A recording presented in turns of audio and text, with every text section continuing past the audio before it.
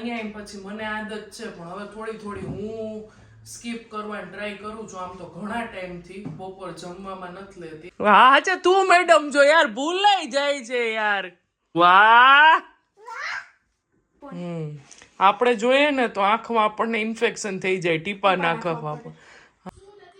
એક ક્વેશ્ચન બહુ આવે છે કે તમે કયું લાલ મરચું વાપરો છો.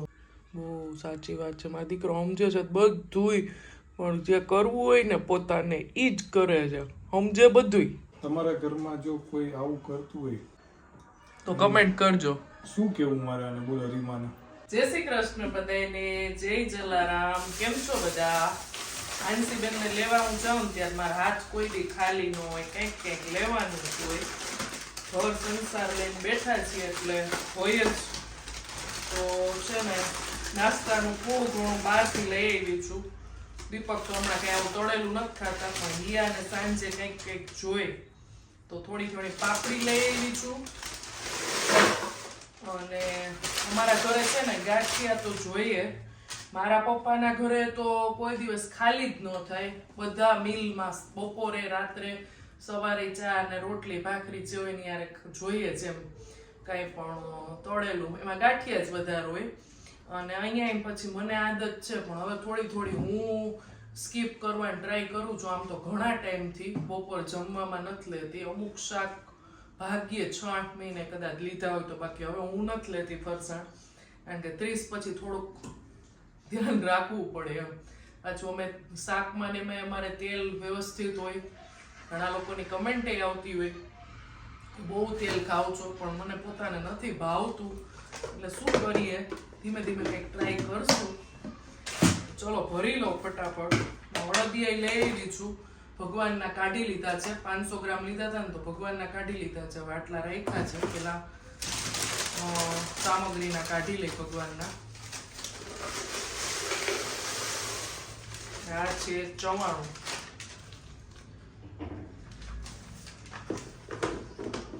પછી એક બીજી વસ્તુ લઈ આવી છું, એ બતાવું તમને. આ દીપક માટે ખાખરા. આ જો સંચો મેં આજે લીધો સેવ ગાંઠિયાનો.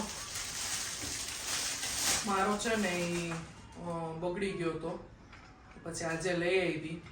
હું કોડીનાર ગઈ ને જ્યારે મેં બધી વસ્તુ લીધી હતી ને તો મને અહીંયા છે ને 700 રૂપિયા કીધા ને તો મેં ન લીધું. કારણ કે અત્યારે અહીંયા 650 મળતો હતો. આંટી હમણાં જ લીધો હતો, મને ખબર હતી. તો અહીંયા આવીને મેં છે ને 1 મહિના સુધી મેં કીધું હજી તો કઈ જરૂર નથી ને તો નથી લેવો કરીને હું ગઈ ને એકવાર પૂછવા તો મને કે ઈ તો વધી ગયા ભાવ, 700 રૂપિયા થઈ ગયા. એટલે આવું થાય. અહીંયા હતો 700 નો તો ન લીધો. જો છે શું કરે છે અંશી? કલર? તારા હાથમાં તો પેન્સિલ છે. એ છોકરાઓ છે. શું શીખવાડો છો? પછી B for C for D for. હા અચ્છા તું મેડમ જો યાર ભૂલાઈ જાય છે યાર. નો બોલું તો તું મને બોલાવ. તું મને પૂછ. હા હાલો પૂછો, દાદીને પૂછો. હાલો એમ નહીં, ઓલું A4 વાળું તો શીખવાડી દે પેલા.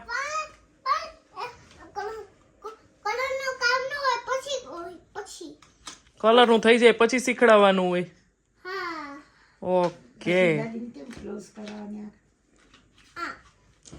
તું પોતે ખોલી રાખ આમ કરીને.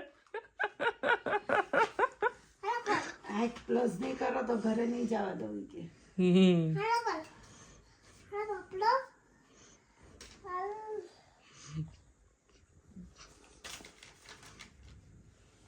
વાહ. જમવામાં છે રોટલો, પાંદડીનું શાક. ઘણા લોકો કહેતા હોય પાંદડીનું શાક બતાવો તો પાંદડીનું શાક, સલાડ, ગાજરનો લોટવાળો સંભારો ને વઘારેલું દહીં. બ્લેન્કેટમાં ફોન છુપાડી અંદરથી જોતી હતી. એટલે એ આવી પછી બાકી તો બહાર જ રાખ્યો હતો. તો એને ખબર પડી ગઈ મોબાઈલ બેન બંધ કર્યો ને એનો અવાજ આવી ગયો. તો ઈ કે આ મોબાઈલ જોવે છે, આ મોબાઈલ જોવે છે. મારી પાસે આવીને ખેંચીને લઈ ગઈ ફોન. આપણે જોઈએ ને તો આંખમાં આપણને ઇન્ફેક્શન થઈ જાય ટીપા નાખવા પર. અને એને તો ઓલી છે આંખ, એને નો વાંધો આવે. એક ક્વેશ્ચન બહુ આવે છે કે તમે કયું લાલ મરચું વાપરો છો? શોર્ટ્સમાં, લોંગ વિડીયોમાં, બધામાં આવે છે. ઘણી વાર એવું હોય કમેન્ટનો જવાબ અમે આપી દેતા હોય પણ રીડ ન કર્યો હોય કમેન્ટ જેને કરી હોય ને. તો મારા સસરા છે ને એ પોતે દળાવીને અમને મોકલે છે. અમારો પોતાનો બિઝનેસ છે કોડીનાર. એટલે અમે મરચું, ધાણા જીરું, હળદર બધું દળી અને સેલ કરી છીએ જ્યારે સિઝન હોય ને ત્યારે. કી શું કરતી હતી આન શું ગાર્ડનમાં? આમથી આમ ઉડા કા? તો પાણી એને ન પીધું? તે મને કીધું તું ને સવારે, એટલે મેં તો એના માટે ભરીને રાખ્યું તું પાણી. તોય એને ન પીધું. બોલ કેમ ઉડતી હતી?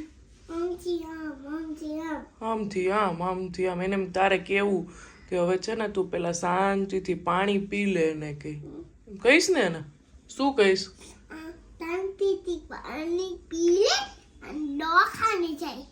તારે દવાખાને જવું પડે પાણી નો પીએ તો. કા પાણી નો પીએ હા આપણે પી લેવાનું, નતર આપણે જવું પડે. બહુ સાચી વાત છે. મારો દીકરો સમજે છે બધુંય, પણ જે કરવું હોય ને પોતાને ઈ જ કરે છે. સમજે બધુંય. કા ચલો મમ્મીની ટ્રીટમેન્ટ અત્યારે પૂરી થઈ. જે આપણે વાત થઈ હતી ને એ આજથી સ્ટાર્ટ થઈ હતી. 1 કલાક ચાલી. હવે અત્યારે મમ્મીને આ રીતનો આઈસ પેકનો શેક કરવાનો કીધો છે, કરે જ મમ્મી.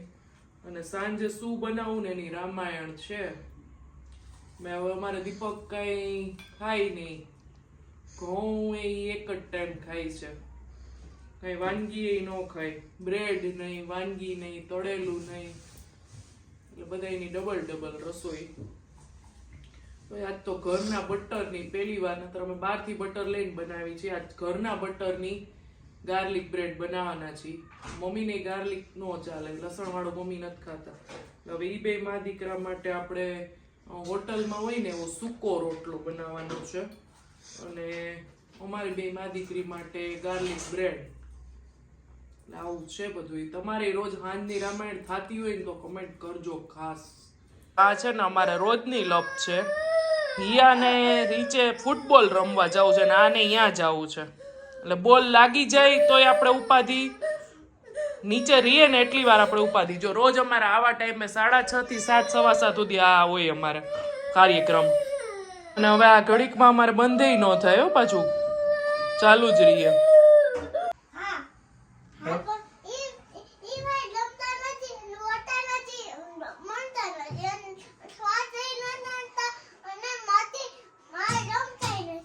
તારું રમતાય નથી, તારું માનતાય નથી.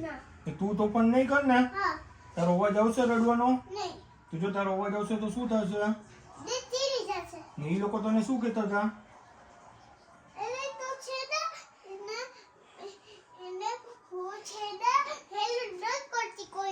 કોઈને હેરાન નથી કરતી. અરે વાહ, કેવો દીકરો છે મારો. વાહ ભાઈ, દયા દીકરો છે. કા એક મન બધુંય થાય અને આપણને એમ કે લે તમે ઘરમાં ગાર્લિક બ્રેડ બનાવો, અડદિયા લઈ આવો. તો અમારે શું ત્યાગ કરી દેવો?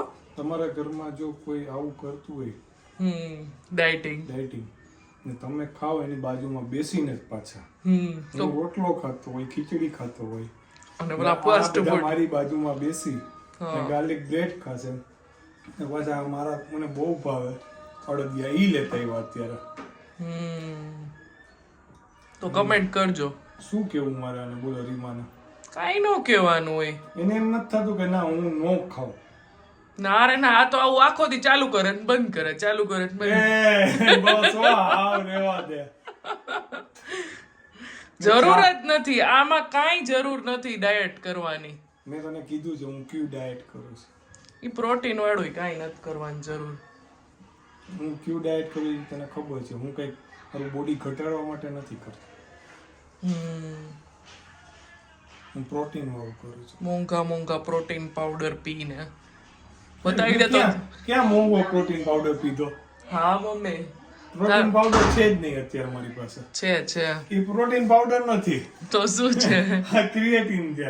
અને પ્રોટીન પાવડર ન કહેવાય. એટલે ક્યારે અમારા જીમમાં મને થોડી હેલ્પ કરે વેઇટ લિફ્ટમાં, એના માટે છે. ઓકે ચલો. આ પ્રોટીન પાવડર નથી. આ ઘરનું બટર છે, કકડાવેલું લસણ છે, આમાં છે ને સૂકા લાલ મરચા હોય ને એને પીસી લીધા છે ચીલી ફ્લેક્સ બનાવવા માટે. અમારે હિયાને છે ને જે દિવસે વાનગી બનાવી હોય ને તે દિવસે વહેલી બહુ ભૂખ લાગી જાય. કઈ હિયા? હા એટલે તે દિવસે એ નાસ્તોય ન કરે. જુઓ એક બાજુ હોમવર્ક હાલે છે ને એક બાજુ આ નુકસાની હાલે છે અમારે. બધું આ મૂકી અને ઈ પછી હાલતી થઈ જશે. પછી હોલમાં પથારાનો વારો રહેશે. કાંસી